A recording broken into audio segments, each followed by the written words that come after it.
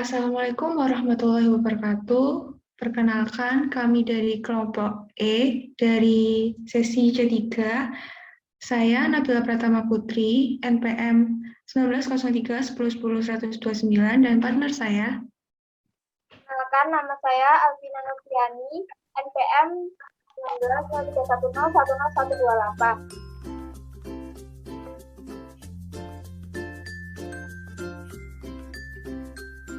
Di sini kami ingin menjelaskan mengenai modul pembuatan media dan penanaman jasa training.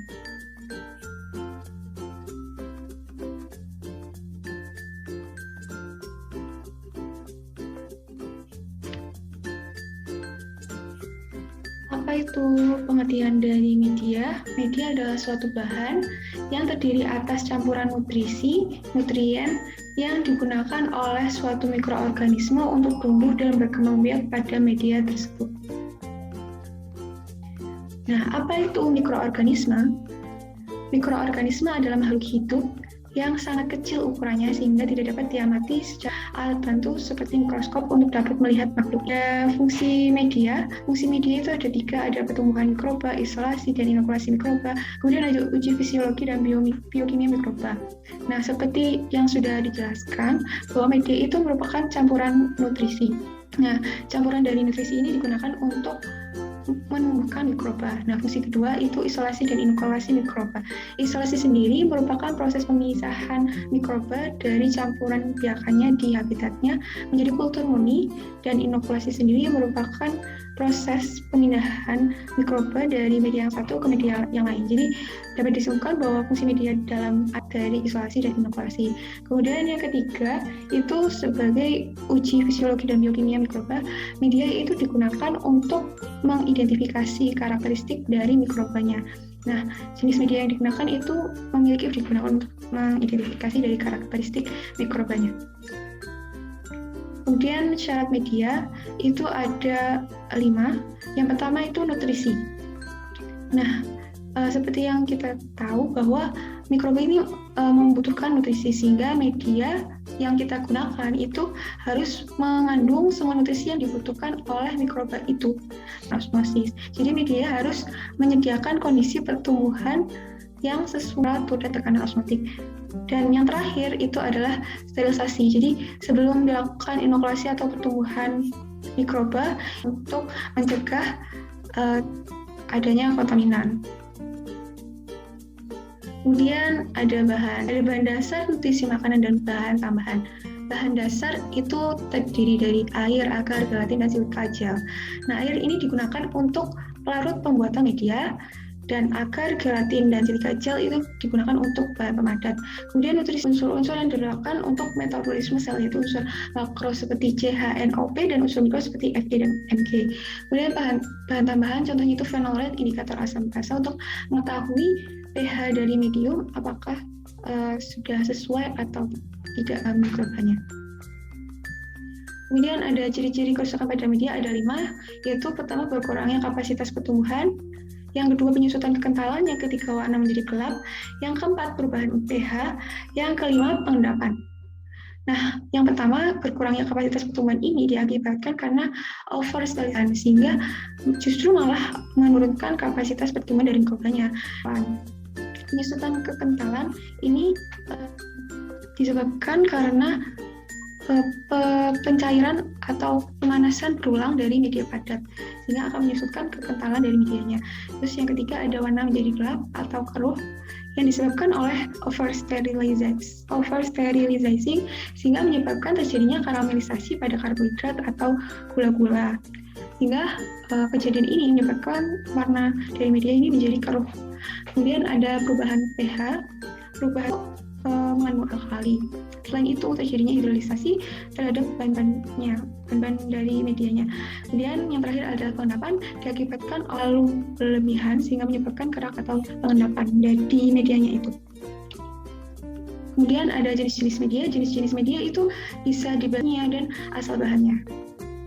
Kemudian ada berdasarkan sifat fisik atau wujudnya, jenis-jenis media itu media dapat dibagi menjadi 3. Media padat ini media yang ditambahkan bahan pemadat, contohnya agar-agar, sehingga dalam suasana atau suhu kamar itu medianya itu berwujud padat, contohnya media agar.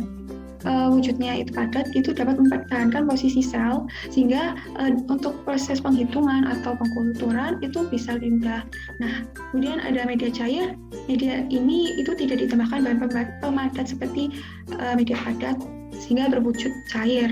Contohnya itu lactose broth sama nutrient broth. Nah, media ini itu menyebabkan semua nutriennya itu bisa bercampur dan sehingga dapat digunakan untuk mengoptimalkan pertumbuhan bakteri. Kemudian ada media semi padat. Media semi padat ini hampir sama kayak media cair, tetapi dia itu diberikan sedikit bahan pemadat digunakan untuk menyebarkan pertumbuhan dari mikroba. Kemudian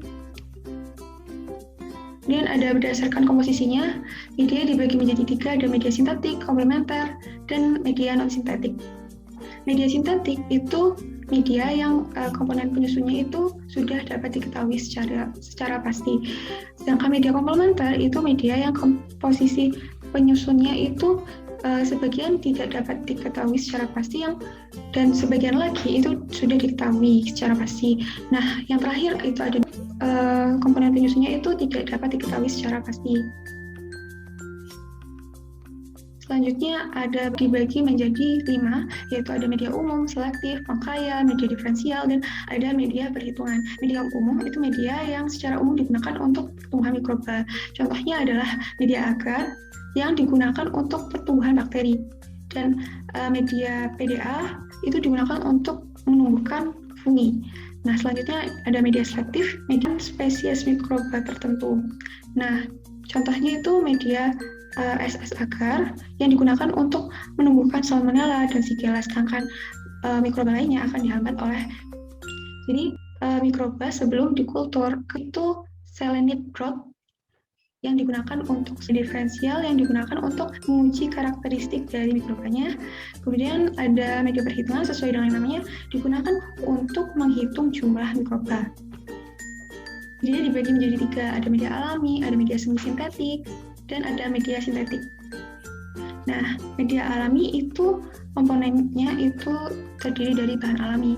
Contohnya itu media kentang, kecambah, dan media ada media semi sintetik itu media yang komponen penyusunnya terdiri dari campuran bahan alami sama bahan sintetik. Contohnya itu media agar kecambah, terus potato dextrosa agar.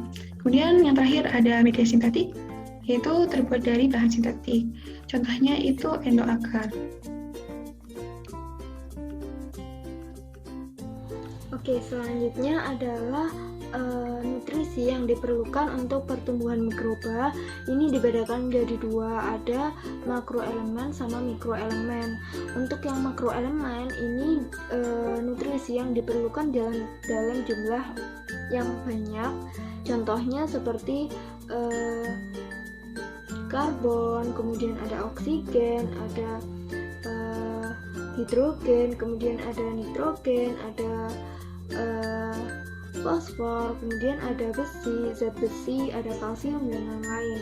Nah, untuk yang mikroelemen ini nutrisi yang diperlukan ini jumlahnya lebih sedikit. Yang pertama itu ada kayak mangan, zinc, kemudian ada kobalt, kemudian ada nikel, dan lain-lain. Nah, selanjutnya adalah inokulasi, di mana pada proses pembuatan media dan juga penanaman zat teknik ini tidak jauh dari kata inokulasi. Nah, inokulasi sendiri adalah teknik memisahkan koloni bakteri ke media lain agar bisa mempermudah kita untuk mengidentifikasi bakteri. Nah, selanjutnya adalah inokulasi, perbandingan inokulasi dengan inkubasi. Nah, ditinjau dari prosesnya, inokulasi ini pemindahan mikroorganisme dari media satu ke media yang lain.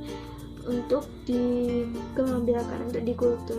Nah, sedangkan inkubasi ini proses pengkondisian mikroba atau proses pemeliharaan mikroba agar tetap dapat berkembang setelah kita lakukan inokulasi.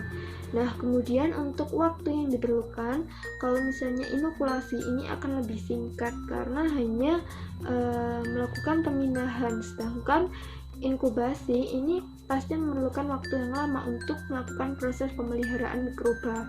Nah, selanjutnya adalah alat, di mana alat yang digunakan inokulasi itu jarum OC, sedangkan inkubasi itu pakai inkubator untuk memelihara, untuk mengkondisikan mikroba itu sendiri. Selanjutnya adalah teknik inokulasi. Ini secara umum dibedakan menjadi 3, ada metode tebar, metode gores, dan ada metode tuang. Untuk yang metode yang pertama yaitu metode gores, itu kita menggoreskan inokulum ke media agar yang sudah kita letakkan di jangan Petri. Nah, untuk yang media tebar ini kita dilakukan dengan penyebaran ke dalam media. Nah, untuk yang terakhir yaitu metode tuang, ini menggunakan pengenceran pada media cair, kemudian setelah diencerkan baru kita tuangkan ke dalam medianya untuk nantinya bisa ditumbuhkan atau dilakukan penumbuhan mikroba. Selanjutnya adalah faktor-faktor yang mempengaruhi media. Nah, di sini faktor yang mempengaruhi media itu yang pertama itu ada air, di mana air ini kan sebagai bahan baku pembuatan media.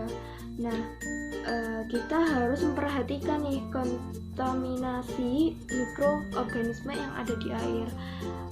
Sebaiknya itu tidak lebih dari 1000 CFU per mil, dan akan lebih baik jika menggunakan air berkonsentrasi mikroba di bawah 100 CFU per mil. Nah, kemudian yang kedua penimbangan media pertumbuhan, di mana penimbangannya itu sebaiknya dilakukan pada timbangan analitik dengan ketelitiannya 0,1 gram, kapasitasnya lebih dari 2000 gram. Kemudian penimbangan juga harus dilakukan secara steril untuk mencegah terjadinya kontaminasi. Nah, kemudian yang ketiga ada konsentrasi agar dan proses pelarutan agar. Nah, yang keempat ada ketebalan agar, kemudian luas cawan yang digunakan. Nah, yang kelima ada pengaturan pH, di mana pH ini sebaiknya diukur sebelum sterilisasi. Nah, selanjutnya adalah faktor yang mempengaruhi pertumbuhan jasad renyik. Yang pertama itu nutrisi, di mana nutrisi merupakan kebutuhan mikroba ya. Nutrisi ini merupakan sumber energi bagi mikroba, sehingga kita harus menyediakan nutrisi yang baik untuk atau nutrisi yang cukup untuk mikroba. Nah, kemudian yang kedua adalah tersedianya air. Nah, yang ketiga adalah nilai pH, di mana harus mempertahankan pH optimum agar mikroba yang ditanam itu bisa tumbuh. Kemudian yang keempat ada suhu. Kemudian yang kelima ada tersedianya oksigen, dan yang keenam adalah komponen antimikroba, di mana komponen antimikroba ini apabila kita tidak memperhatikannya dengan baik, maka bisa saja ada komponen antimikroba yang bisa menghambat pertumbuhan dari jasad renyik ini sendiri. Nah, kemudian mengapa sterilisasi bisa dilakukan pada autoklaf? Nah, karena autoklaf sendiri ini berprinsip udara lembab bertekanan. Nah, apabila kita menggunakan hot air oven, maka dikhawatirkan itu bisa merusak media itu sendiri, karena hot air oven ini berprinsip udara kering, sehingga bisa mengurangi kelembapan pada media. Nah, kemudian Selanjutnya ada mengapa cawan Petri perlu dibalik setelah dilakukan inokulasi. Ini untuk mencegah terjadinya tetesan-tetesan air pada cawan Petri dan terkena ke media, sehingga nanti bisa mempengaruhi pertumbuhan jasad renik dalam media. Nah, kemudian selanjutnya ada mengapa proses inkubasi media cair itu lebih lama dibandingkan media padat, karena media padat ini apabila kita lakukan inkubasi dengan proses pemanasan yang terlalu lama, nanti akan menyebabkan wujud dari agar itu mencair. Jadi tidak bisa dibuat untuk media. Sedangkan media cair ini kan lebih ke fasenya cair, jadi memerlukan waktu yang lebih lama untuk proses inkubasi. Selanjutnya adalah metode gores ini dilakukan dengan menggoreskan secara zigzag. Nah, hal ini dilakukan agar mikroba yang ditumbuhkan pada media itu lebih banyak lagi dibandingkan dengan menggoreskan secara lurus-lurus. Nah, selanjutnya ini ada volume media dalam tabung reaksi itu tergantung jumlah mikroba yang ingin kita kulturkan. Nah, di lab sendiri kemarin itu volume media dalam tabung reaksi itu hanya 1/4, karena dipertimbangkan bahwa 1/4 volume tabung reaksi ini sudah cukup untuk mengidentifikasi dari untuk membuat suatu media. Nah, kemudian selanjutnya kapan kita memilih media cair dibandingkan media padat? Nah, ini kita harus mempertimbangkan mikroba yang dikultur itu lambat, maka kita bisa memilih media cair. Nah, kemudian media cair ini